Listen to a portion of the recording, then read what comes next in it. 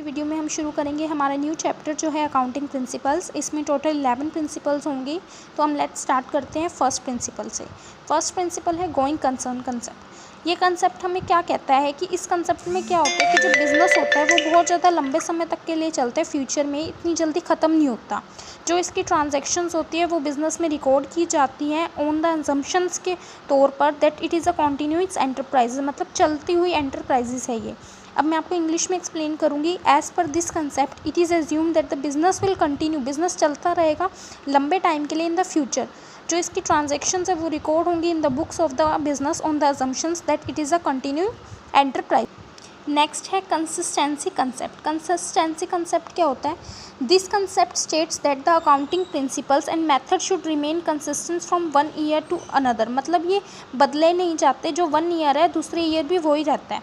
There should not be change from year to year, ये बार बार हर साल चेंज नहीं होते। In order to enable management to compare the profit and loss amount and the balance sheet. अगर हम बार बार चेंज करते रहेंगे तो हमारे को मैनेजमेंट में थोड़ी दिक्कत होगी, जिससे हमारा profit and loss account and balance sheet compare नहीं होगी and draw important conclusions about the working of the enterprises. इसके बाद है हमारा एक्रूवल कंसेप्ट। ये क्या कहता है? In accounting accrual basis is used for recording transactions. इसका मेन काम होता है कि हमारी ये ट्रांजैक्शंस को रिकॉर्ड करता है और ये हमें बिल्कुल करेक्ट इन्फॉर्मेशन देता है about the performance of the business enterprises as compare to cash basis. जितनी भी कैश बेसिस की ट्रांजैक्शंस होती है ये हमें उसके बारे में बताता है।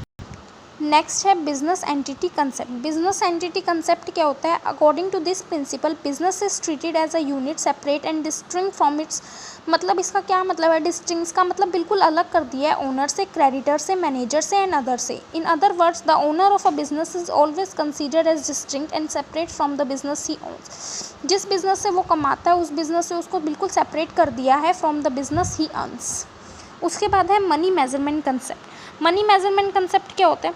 Only those transactions and events are recorded in accounting which are capable of being expressed in terms of money. वही ट्रांजेक्शन्स और इवेंट्स को रिकॉर्ड किया जाता है जिन्हें एक्सप्रेस करा जाता है इन टर्म्स ऑफ मनी में। These events may be very important for the business, will not be recorded in the books of the business. ये कंसेप्ट बहुत इंपॉर्टेंट होते हैं लेकिन इन्हें रिकॉर्ड नहीं किया जाता बिजनेस में unless it effects can be measures in terms of money. Unless का मतलब इट्स अफेक्ट्स, ये हमारी जो मेजर्ड है इन टर्म्स ऑफ मनी पे इफेक्ट करते हैं फेयर डिग्री ऑफ एक्यूरेसी।